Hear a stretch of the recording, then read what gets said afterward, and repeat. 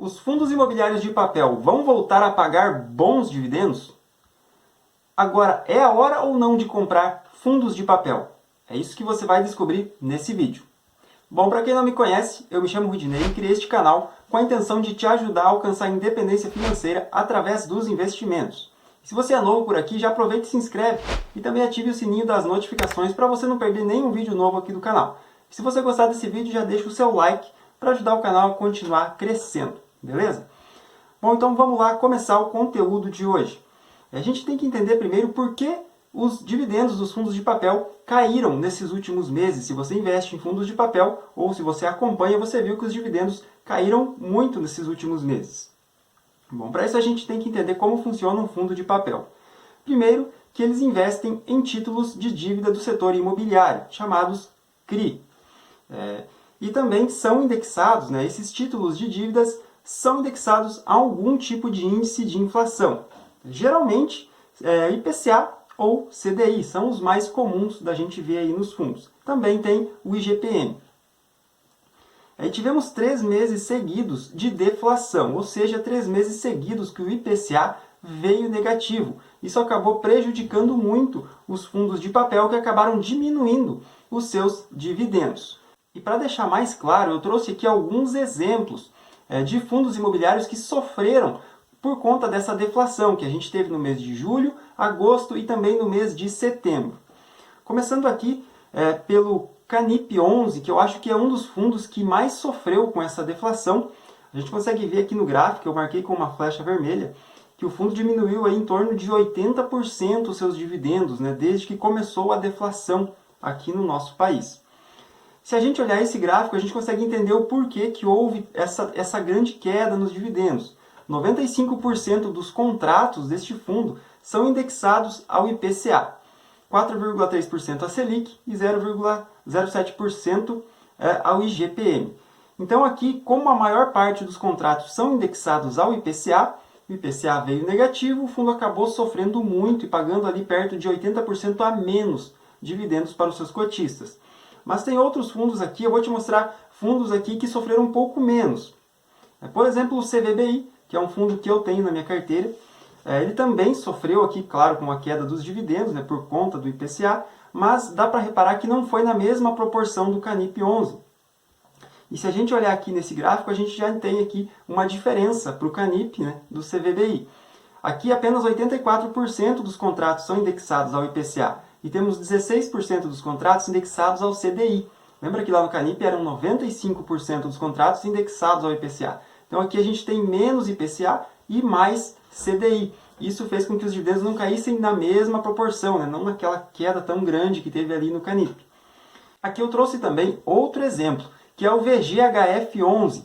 E a gente consegue ver aqui no gráfico que ele não teve a mesma queda nos dividendos que a gente teve no CVBI e nem no Canip 11. A queda aqui foi bem menor, ele diminuiu muito pouco os seus dividendos. E aqui no gráfico a gente tem a explicação. Só de olhar para o gráfico, o desenho do gráfico, a gente já consegue ver que ele é mais diversificado nessa questão dos indexadores. Aqui a gente tem 41,1% dos contratos indexados ao CDI e 23,8% ao IPCA de forma mais pura. E mais pura, eu digo assim porque 30,5% dos contratos deste fundo, eles são indexados ao IPCA apenas com variação positiva. E o que isso quer dizer? Quando o IPCA vem negativo, quando há essa deflação, o fundo não sente essa deflação. É como se ele tivesse recebido uma inflação zerada. Ele não sente a deflação. Quando há deflação, não é repassada para o fundo. Ele fica ali como se fosse zero. E tem também 4,6% dos contratos que é IPCA variação positiva com compensação. Então, quando vem a deflação, esses 4,6%, além de ele não receber o impacto dessa deflação, ele ainda recebe uma compensação. Isso aqui acaba protegendo muito os investidores e fica como a gente vê aqui no gráfico. Em momentos que temos deflação, o fundo não sente tanto e continua entregando ali um bom resultado para os seus cotistas. Agora eu trouxe um exemplo aqui totalmente ao contrário desses 3 primeiros, que é o VGIR11, VGIR11. A gente consegue ver aqui no gráfico que mesmo com a deflação, ele manteve os seus dividendos em linha. Ele não alterou em nada ali os seus dividendos. E se a gente for olhar o gráfico deste fundo aqui, o gráfico de indexadores, a gente vai ver que 98,6% dos contratos aqui são indexados ao CDI e 1,4% ao IPCA. Então, praticamente todos os contratos são indexados ao CDI. E o CDI ele é mais ligado à taxa de juros, né? Mais ligado à Selic. A Selic hoje está em 13,75 e o CDI em 13,65. Então, por isso que ele não sofreu por conta da deflação, porque os seus contratos não estão ligados ali com o IPCA. Aí você pode estar se perguntando, tá, mas então é melhor eu investir só em fundos que tenham contratos indexados ao CDI. E não é bem assim. Deixa eu voltar aqui e eu vou explicar uma coisa para vocês. Aqui no gráfico, a gente consegue ver que o fundo teve uma queda aqui nos seus dividendos a partir do ano de 2019, ficou um tempão caindo os seus dividendos, aí ficou um pouco aqui no fundo e aí voltou a subir. Como ele está indexado ao CDI, ele segue aí a nossa taxa básica de juros, que é a Selic. E a gente sabe que lá em 2020 a taxa Selic estava mais ou menos a 2,5%. E conforme ela veio caindo, os dividendos do fundo também vieram caindo, até chegar aqui embaixo, onde foi a parte mais baixa, né, da Selic. Chegou ali próximo dos 2%, se eu não estou enganado. E quando a gente teve lá a questão da pandemia, começou a subir a inflação, o governo começou a elevar a taxa de juros, os dividendos começaram a subir de novo, né? Tanto que aqui esse está estabilizado, porque a Selic já faz alguns meses que foi mantida, né, no mesmo patamar, então ele conseguiu estabilizar os seus dividendos. E o que a gente pode esperar desse fundo aqui?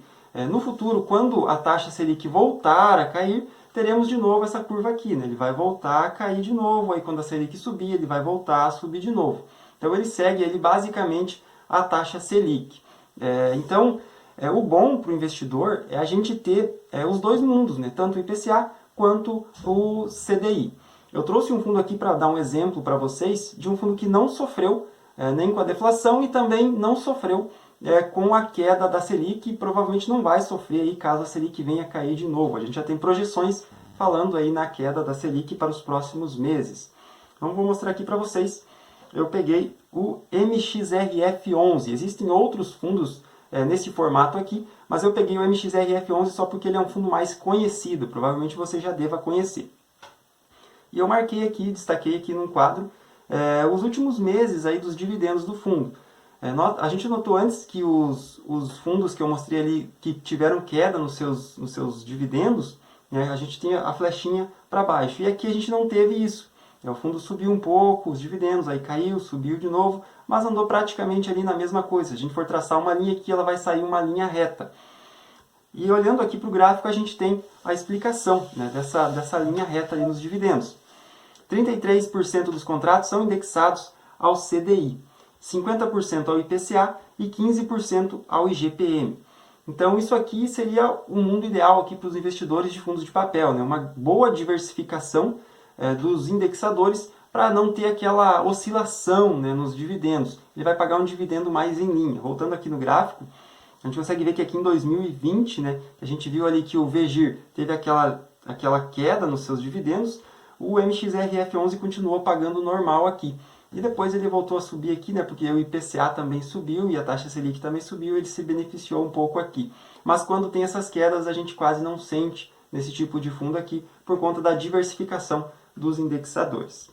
Mas afinal, os fundos de papel vão ou não aumentar os seus dividendos no mês de dezembro?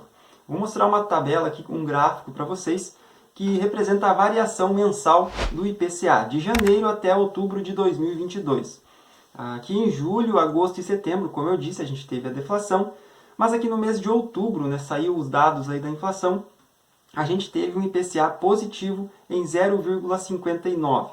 E por que a gente já não sentiu esse aumento dos dividendos agora em novembro? Né? Porque tem fundos que têm um atraso. Né? Geralmente os fundos têm um atraso. Você não sente já de primeiro e no próximo mês já a deflação e também nem a inflação. Então vai demorar ali provavelmente mais um mês para a gente estar recebendo mais dividendos. Mas a gente pode esperar sim um aumento dos dividendos dos fundos de papel, principalmente daqueles indexados ao IPCA, né, como aqueles que eu mostrei. Os fundos indexados ao CDI provavelmente não vão ter muita alteração nos seus dividendos, né? Não tiveram e também não vão ter. Apenas quando a Selic vier a cair aí nos próximos meses, talvez, eles possam ter também uma queda nos seus dividendos. Mas nos fundos indexados ao IPCA, a gente pode sim esperar um aumento nos dividendos no mês de dezembro e também provavelmente no mês de janeiro.